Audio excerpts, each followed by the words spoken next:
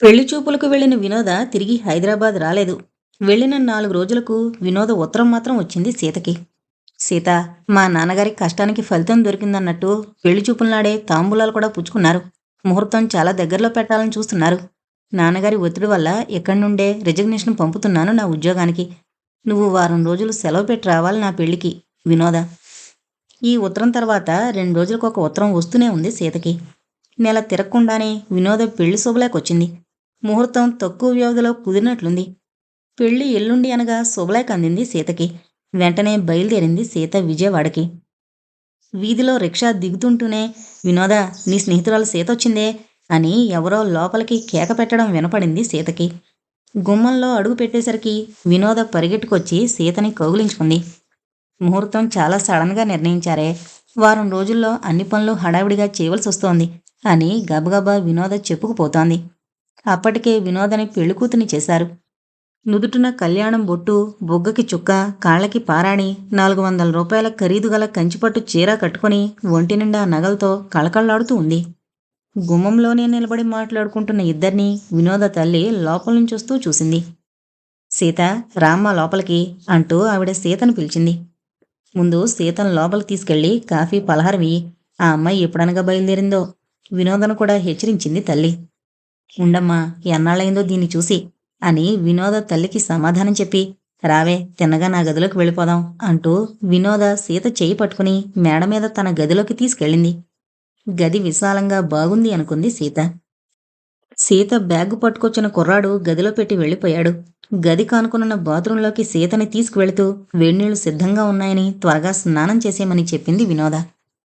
సీత స్నానం చేసి బయటకొచ్చేసరికి వినోద టిఫిను, కాఫీ తెప్పించి సీత కోసం ఎదురుచూస్తూ కూర్చుంది. సీత చేతిలో తువ్వాలు నేను దీన్ని ఆరేస్తాను కానీ నువ్వు ముందు టిఫిన్ తిను, ఎప్పుడనగా భోంచేసావో ఏంటో అంటూ అక్కడే ఉన్న బట్టల స్టాండ్ పైన ఆరేసింది తువ్వాలు. సీత బొట్టు పెట్టుకొచ్చే లోపల వినోద గ్లాస్తో మంచినీళ్లు తీసుకొచ్చి టిఫిన్ ప్లేట్ పక్కన పెట్టింది. ఏంటో బొత్తిగా నన్ను ఒక అపరిచితైన అతిథిని చూసినట్లు చూస్తున్నావు అంది సీత. చ, అదేంటే, ఎప్పుడనగా స్వయం పాకం తిని ట్రైన్ ఎక్కావో, నువ్వెంత ఆకలిగొన్నావో నేను ఊహించలేనుకున్నావా? కానీ అంటూ టిఫిన్ ప్లేటు సీతకు అందించింది వినోద. సీత, ఇంత త్వరలో నాకు ఈ పెళ్లి కుదురుతుందని ఆ రోజు నేను హైదరాబాద్ నుండి వచ్చేటప్పుడు ఇక తిరిగి వెళ్ళనని అనుమానం రాలేదు నాకు. ఏంటో పెళ్లి కుదరడం, ముహూర్తం పెట్టడం ఒకదాని వెనక ఒకటి జరిగిపోయాయి. నాకు పెళ్ళవుతుందనే సంతోషం కన్నా నువ్వింకా పెళ్లి ఆలోచన కూడా లేకుండా ఇలా ఉన్నావనే బాధ నన్ను కుంగదీస్తోందే అని వినోద ఉబికొస్తున్న కన్నీటిని ఆపుకోలేక ఇక లాభం లేదని తన మనసులో పడుతున్న వ్యధనంతా కక్కేస్తూ వెక్కి వెక్కి ఏడ్చేసింది. అప్పటిదాకా అణుచుకుంటున్న దుఃఖం సీత ఇక ఆపుకోలేకపోయింది. తను ఏడ్చేసింది. అదే ఆఖరి రోజు తను వినోదతో అంత దగ్గరగా కూర్చుని మాట్లాడగలగడం. పెళ్ళయ్యాక స్నేహితురాలు చాలా దూరం భర్తతో వెళ్ళిపోతుంది. మళ్ళా అటువంటి స్నేహితురాలు తనకు దొరకదు. చ, ఇటువంటి శుభ సమయాల్లో ఈ కన్నీళ్ళేమిటి? నువ్వు లేకుండా నేను హైదరాబాద్లో అసలు ఉండగలనా అనే ఆలోచన ప్రతి నిమిషం నా మనసులో మెదులుతూనే ఉంది. కానీ పరిస్థితుల్ని ఎదుర్కోవడం నేనిప్పుడో అలవాటు చేసుకున్నాను. ఇప్పుడు కూడా ఆ శక్తి నన్ను రక్షిస్తుందని ఆశిస్తున్నాను అంటూ సీత కళ్ళు తుడిచేసుకుంది సంభాషణ మార్చాలని. వినోద, అసలు విషయం చెప్పవేమే, పెళ్ళికొడుకు ఎలా ఉన్నాడు అడిగింది సీత. వినోద ముఖం తుడుచుకుంటూ పండుకోతిలా ఉన్నాడే అని సమాధానమిస్తూ పక్కున నవ్వేసింది. సీత ఉలిక్కి పడింది. చ, నేను నమ్మను, నిజం చెప్పు దండించింది స్నేహితురాల్ని సీత. పండుకోతి కాకపోయినా పెద్ద అందగాడు కాదే, సామాన్యంగా ఉంటాడు. కానీ మనిషి చాలా మంచివాళ్ల కనపడ్డాడు. మేము చాలా మంది నుండి అదే మాట విన్నాం. అందువల్లనే నాన్నగారు సెటిల్ చేశారు ఈ సంబంధం అంది వినోద. ఆ మంచే లేనప్పుడు మనిషి అంత అందగాడైతే మాత్రం భారీగా నువ్వు సుఖపడేదేమీ ఉండదు అంది సీత. ఇంతలో కింద నుండి భోజనానికి రమ్మని పిలుపు వచ్చింది. అయ్యో, అప్పుడే భోజనాల టైం అయిందా, మనకి టైం తెలియలేదు అనుకుంటూ స్నేహితురాళ్ళిద్దరూ కిందకి దిగారు. భోంచేస్తున్న సీతని హడావిడిగా అటు వెళ్ళిపోతున్న వినోద నాన్నగారు పలకరించారు. ఏమమ్మా సీత, కులాసేనా? మరి నీ పెళ్ళెప్పుడు? కులాసాగానే ఉన్నానండి అంది నవ్వుతూ. భోజనాలు చేసి తిరిగి మేడ మీదకు వెళుతుంటే వినోద తల్లి వినోదని కాసేపు కిందుండమ్మా అంది. సీత చెయ్యి వదలకుండా ఇప్పుడెందుకమ్మా కిందుండడం అంటూ చిరాకు పడింది. అది కాదే, పెళ్లివారు చీరలు, నగలు పంపుతాము, మీకు నచ్చినవి ఎంచుకోమని కబురు పంపారు. ఇప్పుడే పట్టుకొస్తారు, కాసేపు ఆగలేవా అంది ఆవిడ మళ్ళీ. వచ్చినప్పుడు కబురు చేద్దు మేడ మీదకి అంటూ సీతతో పాటు మేడ మెట్లెక్కుతున్న వినోదిని చూసి ఆవిడ బుగ్గ మీద వేలేసుకుని, ఏం విడ్డూరమే, రేపు పెళ్లిపీటల మీద కూడా నీ స్నేహితురాల్ని కూర్చోబెట్టుకుంటావా ఏం అని ఆవిడ నవ్వితే సీత వినోద కూడా నవ్వేశారు. సాయంత్రం 4 గంటలకి వినోద పినతల్లి వినోదాన్ని తట్టి లేపుతోంది. వినోద, లేచి కిందకిరా, పెళ్లివారు బట్టలు నగలు పంపారు అని ఆవిడ మళ్ళా వెంటనే వెళ్ళిపోయింది. ఆ పిలుపుకి పక్కనే పడుకున్న సీతకి మెలకు వచ్చింది. అబ్బా, 4 గంటల దాకా నిద్రపోయాం అనుకుంటూ లేచింది సీత. 4 అడుగులు ముందుకు వేసిన వినోద తిరిగి వెనక్కొచ్చి సీత పక్కన కూర్చుంది. సీత, కాళ్లగోళ్లు తీయడమని ప్రధానమని నన్నిక పిలుస్తూనే ఉంటారు. మళ్ళా మనకింత అవకాశం దొరకదు మాట్లాడుకోవడానికి. చివరిసారిగా నీకో మాట చెప్పాలి, నన్ను ఆపకే మధ్యలో అంది వినోద. చెప్పవే బాబు, 1 కాదు 10 అంటూ నవ్వింది సీత. సీత, నీ మొండి పొట్టు వదిలి నువ్వు పెళ్లి చేసుకోవాలి. చేసుకుంటానని మాటి అంది తన చెయ్యి చాపి వినోద. ఊహించని పరిస్థితి ఎదురయ్యేసరికి నోటమాట రాలేదు సీతకి. కొంచెం స్థిమితపడింది. వినోద, నువ్వెంత చెప్పినా నా మనసు పెళ్లి మీదకి పోవడం లేదు. ఇలాగే ఉద్యోగం చేస్తూ గడిపేస్తే ఏం అని తిరిగి ప్రశ్నించింది. అది నువ్వు అనుకున్నంత తేలిక కాదు. అవివాహితగా నువ్వు స్థిరపడిన రోజున అందరూ నిన్ను వేలు పెట్టి చూపెడతారు. ఇంట్లో ఏ శుభకార్యాలకైనా నీకు తెలీదనో లేక నువ్వు అర్హురాలు కావనో రెట్టిస్తూ ఉంటారు. అది వాళ్ళ తప్పు కాదు. మరి నిజంగానే మన శాస్త్ర ప్రకారం ముత్తైదువుల చేయకున్న పవిత్రత అవివాహితులకి విధవలకు ఉండదు కదా. అంతవరకు చెప్పిన వినోద సీత ముఖం వైపు పరీక్షగా చూసింది. ఒక క్షణం తిరిగి ప్రారంభించింది. నువ్వు తిరిగే సంఘంలో అంటావా, అక్కడ మరీ ఘోరంగా ఉంటాయి పరిస్థితులు. నలుగురిలోకి నువ్వు వెళ్ళినప్పుడు నీకెదురయ్యే ప్రశ్న, అమ్మాయి, మీ వారు ఏం చేస్తున్నారు, అత్తవారి ఊరేది? నీకు పెళ్లి కాలేదని నువ్వు చెప్పినప్పుడు ప్రశ్న వేసిన వాళ్ళు నీ జవాబు ఎన్ని అర్థాలు తీస్తారో వాళ్ళ ముఖాల్లోనే కనిపిస్తుంది. ఇటువంటి అనుభవాలు ఈసరికే నువ్వు పొందే ఉంటావు. ఒక్కరితివి ఉంటున్నా నీ ఇంటి చుట్టూ తిరిగే విజిటర్ల సంఖ్య ఎక్కువైపోతుంది. కారు లిఫ్టులు దొరుకుతాయి. విందులకి వినోదాలకి అనేక హోటల్స్ నుండి ఆహ్వానాలు అందుతాయి. ఒక్క మాటలో చెప్పాలంటే నువ్వు ఎవరి సొత్తు కావు కనుక అందరి సొత్తుగా భావించి ఎవరి ట్రయల్స్ వారు వేస్తారు. అబ్బా, చాలించు వినోద, ఇంకేం చెప్పొద్దు నాకు అని అరిచింది సీత, వినోద చెప్తున్న మాటలు వినలేక. పూర్తి చేయని మరి అంటూ మళ్ళా మొదలుపెట్టింది వినోద. ఇంగ్లాండు, అమెరికా లాంటి విదేశాల గురించి మనం పుస్తకాల్లో చదువుతాం. అక్కడ ఉద్యోగం చేస్తున్న అవివాహిత అమ్మాయికి పెళ్ళైన అమ్మాయికి సమానమైన గౌరవం సంఘంలో ఉంది. పెళ్ళైన అమ్మాయి భర్తతో వేరే ఇంట్లో ఉంటున్నట్లే ఉద్యోగం చేస్తున్న అమ్మాయి తల్లిదండ్రులు ఆ ఊళ్ళోనే ఉన్నా తనదంటూ వేరే ఇల్లు ఏర్పరచుకుంటుంది. మన దేశంలోనూ ఎంత వయసొచ్చినా ఎంత పెద్ద ఉద్యోగం చేస్తున్నా పెళ్లి కాని ఆడపిల్లనేసరికి ట్రైన్లో తీసుకెళ్లే విలువైన లగేజీలాగా తయారు చేస్తారు. ట్రైన్లో డబ్బు బంగారం ఉన్న పెట్టే తలకిందో పక్కలోనో పెట్టుకుని దిగేదాకా కాపలా కాస్తారు. అలాగే అవివాహిత స్త్రీ ఎక్కడా స్వేచ్ఛగా స్వతంత్రంగా ఒక్క క్షణం గడిపేందుకు ఉండదు. ఇంట్లో చిన్న తమ్ముడు కూడా ఆవిడకు బాడీగార్డ్ అనుకుంటాడు. అందువల్ల సీత, మన దేశం మన సంఘం ఇక్కడ స్త్రీ అస్వతంత్రురాలు. ఎప్పుడో చిన్నప్పుడు అనుకున్న తీరు మాత్రం మరిచిపోకు. బావతో పెళ్లి కాలేదని నువ్వు పెళ్లి చేసుకోనడం అర్థం లేని మాట. నా మాట విను. నీ పిచ్చి ఊహలకు స్వస్తి చెప్పి లక్షణంగా పెళ్లి చేసుకుంటానని నా చేతిలో చేయి వేసి చెప్పు అని వినోద తన చెయ్యి సీత ముందుకు చాపింది. వినోద సీతకి ప్రాణ స్నేహితురాలు. పెళ్లి చేసుకుని దూరమయ్యే ముందు స్నేహితురాలు కోరుతున్న కోరిక కాదనలేక తన్ను తాను వంచుకొని మాటివ్వడమా లేకపోతే తన నిర్ణయాన్ని ఇంకోసారి బలపరుచుకోవాలా అని ఆలోచించింది సీత. ఆ ఆలోచనల మధ్యన వినోద వర్ణించిన ఒంటరి ఆడదాని భయంకర బ్రతుకు సీత కళ్ళ ముందు సినిమారిల్లా మెదిలింది. ఉలిక్కిపడింది. వెంటనే తన చెయ్యి వినోద చేతిలో వేస్తూ అంది, ఇదిగో వినోద, నీకు మాటిస్తున్నాను. నువ్వు వర్ణించిన సంఘటనల్లో ఏ ఒక్కటి నేను ఎదుర్కోవలసి వచ్చినా నేను తప్పక పెళ్లి చేసుకుంటాను. వినోద సీతని అమాంతం కౌగిలించుకుంటూ అంది. చాలే ఈ మాత్రం. నా మనసు ఇప్పుడు తేలిక పడింది. నీ నుండి నేనెంత దూరం వెళ్ళిపోయినా నాకేమాత్రం దిగులుండదు. ఇంతలో వినోద తల్లి కేకేసింది. వినోద, ఇలా కిందకి దిగిరావే. సీత సెలక్షన్ చేస్తే నీకు నచ్చుతాయి. ఇదిగో వస్తున్నాం అంటూ ఇద్దరూ లేచి కిందకు వెళ్లారు. పందిట్లో సన్నాయి మేళం ప్రారంభమైంది.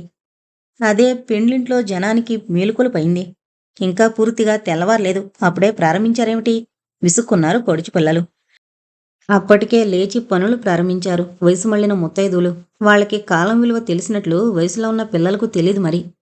ఇంకో అరగంటకి పురోహితుని హెచ్చరిక. అట్టే వ్యవధి లేదు. ప్రధానం వేళైపోతుంది. పెళ్లికూతుర్ని తయారు చేయండి. ఈ కేక మేడ మీద పెళ్లికూతుర్ని ముస్తాబు చేయడంలో మునిగిపోయిన సీతకి వినపడి నవ్వుకుంది. పెళ్లికూతురు ముస్తాబు పూర్తయిపోయింది. కొంచెం తొందరగా లేవబట్టి తొందరగా తెమలగలిగాం అనుకుంది సీత. ప్రధానం సామాను పట్టించుకుని బ్యాండుతో వచ్చిన పెళ్లివారు పందిట్లో కూర్చున్నారు. పెళ్లికూతురి చేత చేయించవలసిన తతంగంలో పడి పురోహితుడు ఉక్కిరిబిక్కిరైపోతున్నాడు. అందరి దృష్టి పెళ్లివారు తెచ్చిన నగల వైపు, బట్టల వైపు కేంద్రీకరించబడింది. సీత దృష్టి మాత్రం వినోద అత్తగారు, ఆడబిడ్డలు ఎటువంటి వారా అని వాళ్లపై కేంద్రీకరించబడి శల్యపరీక్ష చేస్తోంది. అత్తగారు సాక్షాత్తు లక్ష్మీదేవిలా ఒంటినిండా నగలతో కళకళ్లాడుతూ నెమ్మదస్తురాల్లా ఉంది. కోడల వైపు ఆప్యాయంగా చూసుకుంటోంది. ఆడబిడ్డలు అప్పుడే వినోదని ఆట పట్టిస్తున్నారు. అత్తగారు, ఆడబిడ్డలు మంచివాళ్లు, సరదాగలవాళ్లు. తన స్నేహితురాలు అత్తవారింత సుఖపడుతుంది. సీత ముఖ కవళికలు ఆనందంతో వికసించాయి. మధ్యాహ్నం భోజనాలప్పుడు పెళ్లివారు రాత్రికి లగ్నమయ్యాక మర్నాడు పొద్దుటే పెళ్లికూతురిని తీసుకుని వాళ్ల ఊరు వెళ్ళిపోతామని చెబుతున్నారు. అదేంటి, 3వ రోజు కదా అన్నారు వెళ్ళడం అంది ఆశ్చర్యంగా వినోద. ఈ డాబు ఎంతసేపు? రాత్రికి 3 ముళ్ళు పడినాయి. రాత్రి వెళ్ళిపోతే బాగుండేదే అంటావు. స్నేహితురాల్ని ఆట పట్టించింది సీత. ఉండవే, నేను చూస్తుంటే సంజవార్చమంటావు అని వినోద తల్లి దగ్గరికి పరిగెట్టింది. ఇంకో 10 నిమిషాలకి మూతి ముడుచుకుంటూ వచ్చింది. మర్నాడు కాదు, 3వ రోజు వెళతానని అడగడానికి వెళ్ళినట్టుంది. 2 చివాట్లు తినొచ్చినట్టుంది. పలకరిస్తే ఏడ్చేసేటట్టుంది. అందువల్ల సీత వినోదరాక గమనించినట్టే నటించేసింది. పెళ్లివారు మర్నాడు పొద్దున్నే వెళతారనేసరికి అన్ని తంతులు అప్పటికి పూర్తి కావాలని ఆడపెళ్లివారికి హడావిడి ఎక్కువైపోయింది. లగ్నానికి పెండ్లి కొడుకు వచ్చేశాడు అనేసరికి వినోదాన్ని వదిలేసి సీత పందిట్లోకి పరిగెట్టింది. బాగా ఛాయ్ తక్కువగా ఉన్న ముఖం కళగా ఉంది. పొడుగ్గా బాగానే ఉన్నాడు అనుకుంది సీత. లగ్నం తంతులన్నీ ముగిసి తలంబ్రాలు పోసుకునేసరికి పెళ్లికొడుకు చెల్లెళ్ళు వాళ్ళన్నయ్య చేత పళ్ళెం ఎత్తించారు. అది చూసిన వినోద ఎవరూ చెప్పకుండానే ఎత్తింది పళ్ళెం. పాపం వినోద జారిపోవడం ఇష్టం లేక పెళ్లికొడుకు వంగి తలంబ్రాలు పోయించుకున్నాడు. సరదా తెలిసినవాడేనమ్మా అబ్బాయి, పిల్ల దృష్టివంతురాలు వ్యాఖ్యానించారు అక్కడున్న ముత్తైదువులు. పెళ్లిపీటల మీద నుండి వచ్చిన వినోదతో కంగ్రాచ్యులేషన్స్, మీ ఆయన చాలా మంచివాడే అంది సీత. ఉండవే, అప్పుడే ఎక్కడ చెప్పగలం అంది కొంటిగా నవ్వుతూ వినోద. మర్నాడు పొద్దుట అందరూ ప్రయాణం హడావుల్లో ఉన్నారు. వినోద వెళ్ళిన వెంటనే తర్వాత ఏ బస్సు దొరికితే ఆ బస్సుకి వెళ్లాలని సిద్ధపడుతోంది సీత. ఎక్కడి నుండో గాలి విసురులా దూసుకొచ్చింది వినోద. వస్తూనే అమాంతంగా సీతని కౌగిలించుకుని ఏడ్చేసింది. మళ్ళా ఎప్పుడు చూస్తానంటూ. భూమి గుండ్రమన్నారు కదే పెద్దలు, ఎక్కడో ఒక చోట తప్పక కలుస్తానులే అంది సీత వినోదకి ధైర్యం చెప్పే ధోరణిలో. ఎప్పుడో ఎక్కడో కాదే, త్వరలో నీ పెళ్లి కలవాలి అంది వినోద కళ్ళు తుడుచుకుంటూ. సరే, దాని అలవాటు ప్రకారం వీడ్కోలు సంభాషణ తన పెళ్లి మాటలతో అంతం చేసింది అనుకుంది సీత మనసులోనే. వినోద, నువ్వు నాకు ఒక వాగ్దానం ఇవ్వాలి అని చెయ్యి చాపుతూ విస్నార్థకంగా చూసిన వినోదని శాసించింది సీత. నువ్వు ఎక్కడున్నా నాకు ఉత్తరాలు రాస్తుండాలి, తెలిసిందా? సీత చేతిని తన చేతితో నొక్కుతూ అంది. అది నువ్వు అడిగితే అసలు నేను రాయకుండా ఉండగలనా? నువ్వు నా ఉత్తరాలకు వెంటనే జవాబులిస్తూ ఉండాలి సుమా. బొరువెక్కిన హృదయాలతో తప్పనిసరిగా విడిపోయారు స్నేహితురాళ్ళు. స్టాఫ్ రూంలో సీత చుట్టూ చేరారు టీచర్లు. సీత, పెళ్ళికొడుకు ఎలా ఉన్నాడు? వినోదకి నగలు ఏమేం పెట్టారు? పెళ్లి బాగా జరిగిందా? సీతకి ఊపిరాడలేదు.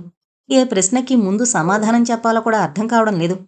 ఇక లాభం లేదని సీత తను పెళ్లికెళ్ళింది మొదలు తిరిగి హైదరాబాద్ వచ్చే వరకు పెళ్లి వివరాలన్నీ చెప్పింది. టీచర్లంతా కుతూహలంగా వింటున్న సమయంలో హెడ్ మిస్ట్రెస్ అలవాటు ప్రకారం క్లాసు రూములు చూసుకుంటూ వచ్చి స్టాఫ్ రూమ్ వైపు నుండి పోతూ గుమ్మం దగ్గర ఆగారు. సీత చుట్టూ టీచర్లంతా చేరడం, సీత చెప్పుకుపోవడం మొదట ఆమెకు అర్థం కాలేదు. సీత చెప్తోంది విని పెళ్లి కబుర్లా అని ఆమె అనగానే మేడం అంటూ టీచర్లంతా నిలబడ్డారు. మేడం, మీ దగ్గరకొచ్చి వినోద పెళ్లి విశేషాలు చెప్తానండి. ఇదిగో వీళ్ళు నన్ను వదలడం లేదు అంది సీత. అలాగే అంటూ ఆమె వెళ్ళిపోయారు. టీచర్లు కాదు, 2 రోజుల దాకా పిల్లలు కూడా అదే ప్రశ్నలు వేశారు. వినోద టీచర్ భర్త తెలుపా నలుపా అండి? పెళ్లివారు చీరలు మంచివి పెట్టారా అండి? టీచర్, వినోద టీచర్ లేందే మీరుండగలరా అండి? 2 రోజుల దాకా అన్ని వైపుల నుండి వినోద మీద వస్తున్న ప్రశ్నలకి సమాధానం చెప్పడంతో ఇంకే పని చేయడానికి టైం మిగలలేదు సీతకి. చివరికి 2 రోజులు పాఠాలు కూడా చెప్పలేదు. ఇక 3 వారాలే పాఠాలు చెప్పడం టీచర్లు, తర్వాత పరీక్షలు, డిసెంబర్ సెలవులొస్తాయి ఒకదాని వెనక ఒకటి. సీత తన క్లాసు పిల్లల్ని పొద్దుటపూట ఒక గంట ముందుగా రమ్మని ప్రైవేటు క్లాసులు తీసుకోవడం మొదలుపెట్టింది. స్కూల్ టైంలో కూడా తెలియని పాట ఉంటే తన దగ్గరకొచ్చి నేర్చుకోమని చెప్పింది. అందువలన సీతకి ఖాళీ ఉన్నప్పుడల్లా పిల్లలు చుట్టూ చేరి ఏదో ఒక పాఠం చెప్పించుకుంటూనే ఉన్నారు. స్కూల్లో కావలసినంత పని కల్పించుకుని ఎవరితోనూ మాట్లాడ్డానికి కూడా తీరుబడి లేకుండా చేసుకుంది సీత. వినోద స్థానంలో ఇంకెవరినీ నిలబెట్టుకోలేకపోయింది. పార్వతి, రుక్మిణమ్మ టీచర్లు చాలా ప్రయత్నించారు సీతను తమతో కలుపుకోవాలని. అది పసిగట్టిన సీత వాళ్ళని తప్పించుకుని తిరిగేది.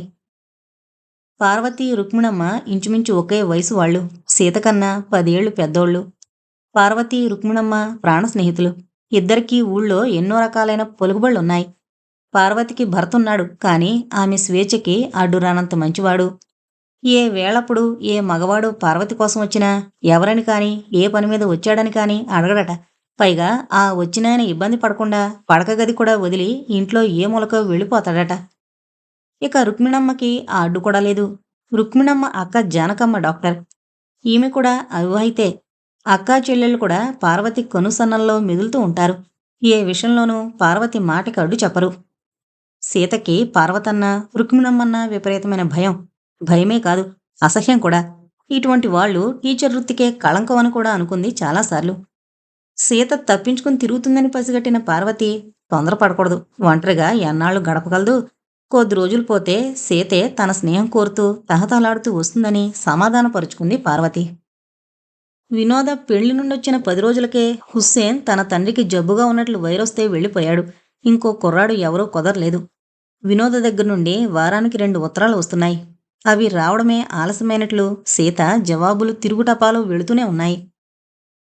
ఆదివారం రోజు ఎప్పుడైనా హెడ్ మిస్ట్రెస్ ఇంటికి, వినోద వాళ్ల పినతల్లింటికి తప్ప ఒక్కతే ఇంకెక్కడికి వెళ్ళలేకపోయేది సీత. కాలచక్రం గిర్రున తిరిగిపోతోంది. కొత్త సంవత్సరంలో 3 నెలలు దొర్లిపోయాయి. సీత పార్వతికి చేరువు కాలేదు. పార్వతిలో పట్టుదల ఎక్కువైంది. స్కూలుకి ఎండాకాలం సెలవులిచ్చే లోపల సీతతో స్నేహం చెయ్యాలని నిశ్చయించుకుంది పార్వతి. ఒకరోజు స్టాఫ్ రూంలో మూలన కూర్చుని పుస్తకం చదువుతోన్న సీత పక్కకు వెళ్ళి కూర్చుంది పార్వతి.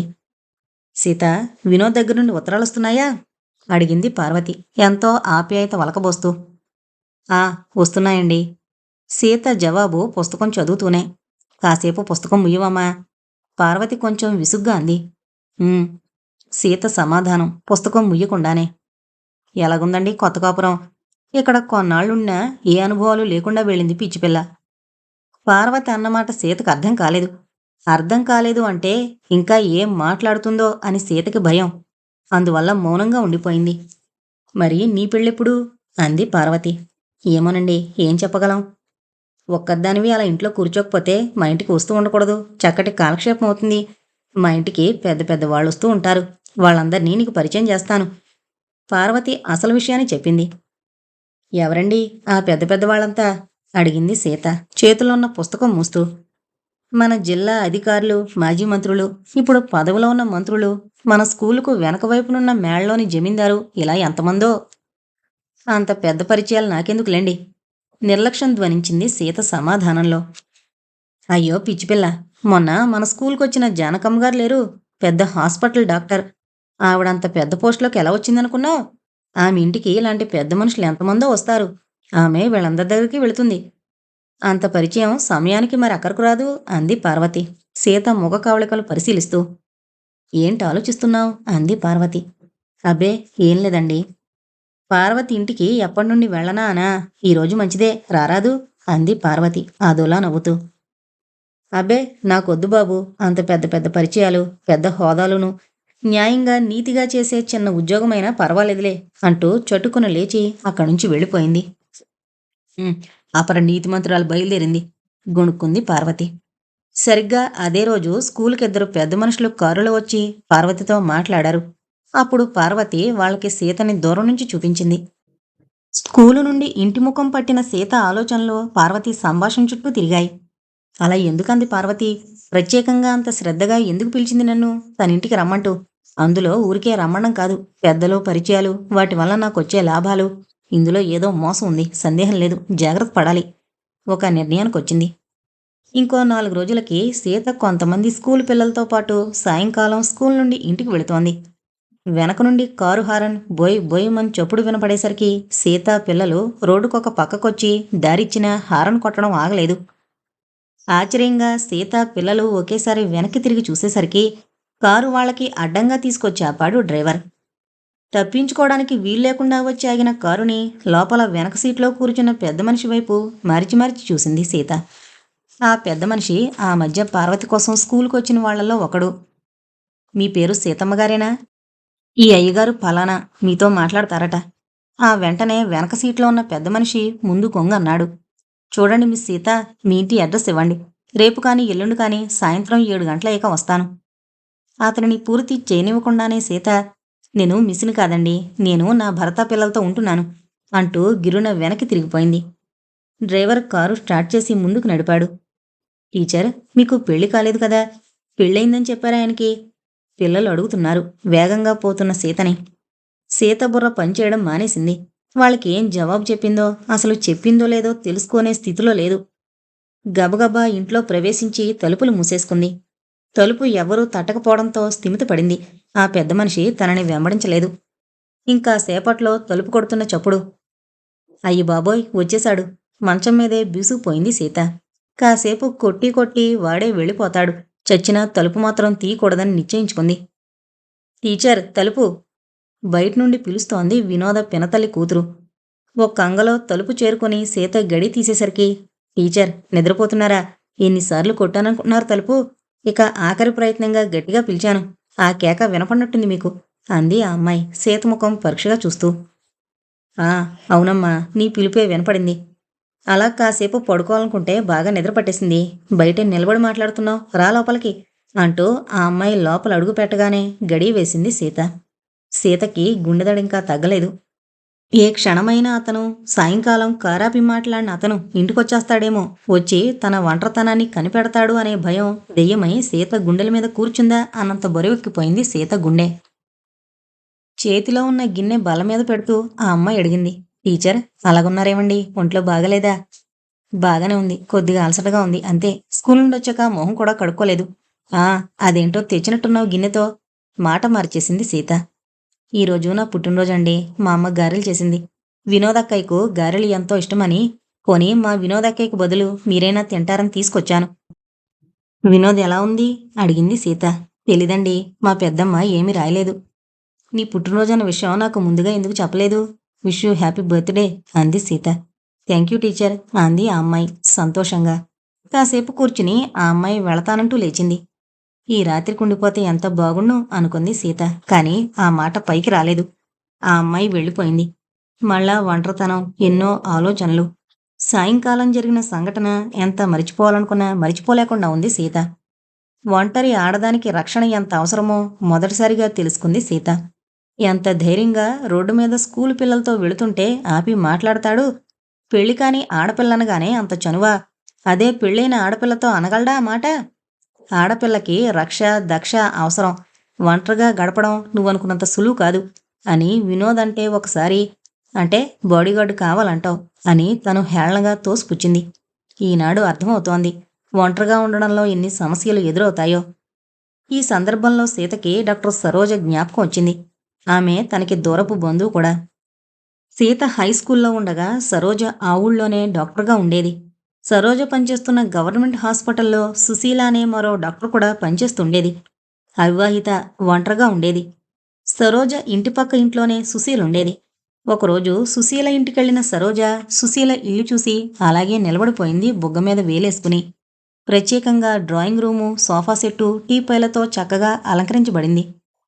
డ్రాయింగ్ రూమ్ నుండే కుడివైపునున్న బెడ్రూమ్ కనబడుతోంది. అక్కడ డబుల్ కాటు, డ్రెస్సింగ్ టేబుల్, దానిమీద రకరకాలైన స్నో, పౌడర్లు, సెంట్లు ఎన్నో ఉన్నాయి.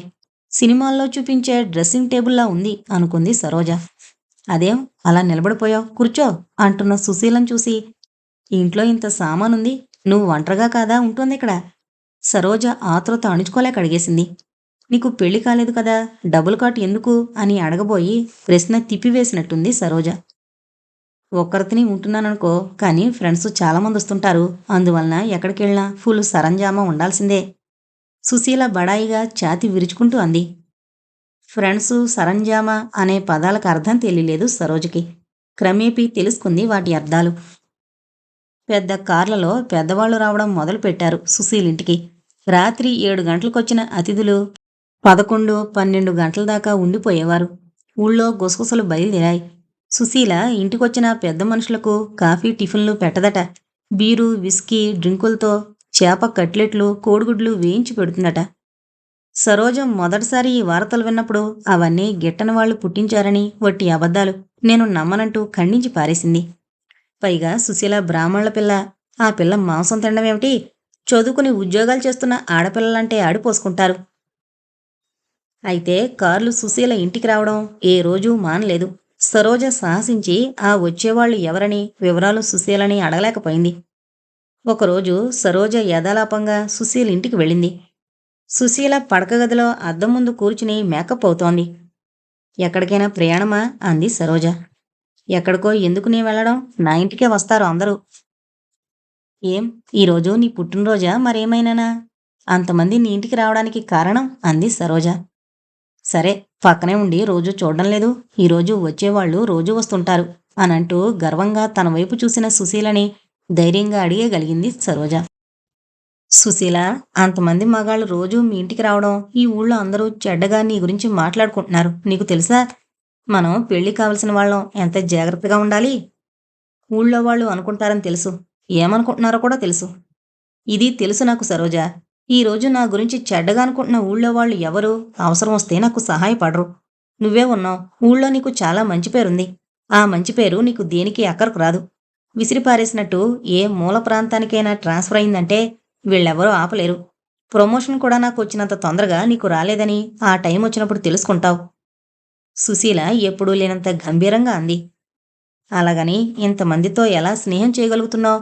నీ సంపాదనంతా వాళ్ల మర్యాదలకి ఖర్చు పెడుతున్నావు. ఈ డబ్బు, కాలం మన వైద్యువృత్తికి వెచ్చిస్తే మనం కష్టపడి చదివిన చదువుకు సార్థకమవుతుందేమో అంది సరోజ. పిచ్చి తల్లి, భగవద్గీతలోని కర్మయోగిని కాదు నేను. నిస్వార్థ కర్మ చేయడానికి, దాని ఫలితం ఆశించకపోవడానికిను. ఇప్పుడు నేను ఎవరికోసం నా సర్వస్వం ధారపోస్తున్నానో వాళ్ళు కూర్చున్న చోటు నుండి టెలిఫోన్ ద్వారా సాధించలేని పనులంటూ ఉండవు. పోనీ ఒక్కరోజు నువ్వు ఇక్కడుండిపో, నీకు పరిచయం చేస్తాను వాళ్ళని, నీకే అర్థమవుతుంది అంది సుశీల. వద్దు సుశీల, నేను చదివిన చదువుకు ఒక ఉద్యోగం, సంపాదన ఏర్పడ్డాయి. ఉద్యోగంలో ప్రమోషన్ కోసం అని నీ సలహా పాటించలేను. నన్ను క్షమించు. సుశీలకి చాలా త్వరగా వచ్చింది ప్రమోషన్. సరోజకి చాలా ఆలస్యంగా వచ్చింది. ఈ సందర్భం చెబుతూ సరోజ సుశీల వివరాలన్నీ వర్ణించింది సీతకి. తనకి ప్రమోషన్ ఆలస్యంగా వచ్చినందుకు ఏమాత్రం లెక్క చేయలేదు సరోజ. ఏ శక్తి ఆమెని వంచలేకపోయింది. సరోజ ఒక ఆదర్శమూర్తిగా నిలిచిపోయింది సీత మనసులో. ఏమైనా సరే నా ఇంటికి ఏ మగాడు రాకూడదు. నేను సుశీలను, పార్వతిని కాలేను, ఎప్పటికీ కాను. బుద్ధిలేనివాడు ఇంటికొస్తానన్నాడని ఎప్పుడూ ఇలాంటి సమస్యలు ఎదురవుతాయి అనుకోవడం మూర్ఖత్వం, పిరికితనం కూడా. వినోద హితోపదేశాలకు లొంగకూడదు. ఇలా మనసులో సంఘర్షణ పడుతూనే నిద్రాదేవత ఒడిలోకి జారిపోయింది సీత.